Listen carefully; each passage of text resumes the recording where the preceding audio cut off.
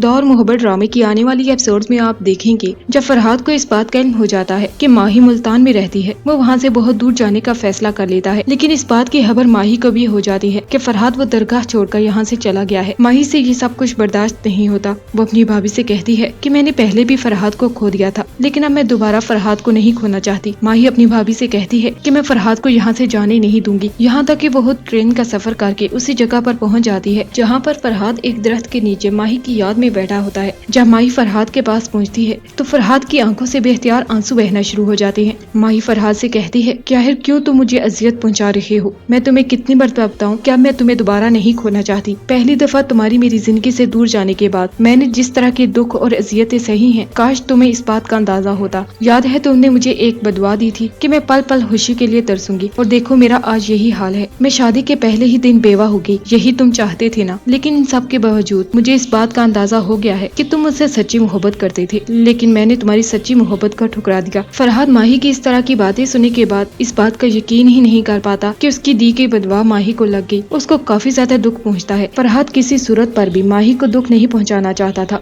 लेकिन माही के फरहाद की मोहब्बत को ठुकरा देने के बाद फरहाद ने जज्बात में आकर ऐसे लफ्ज बोल दिए जिसका फरहाद को पछतावा है।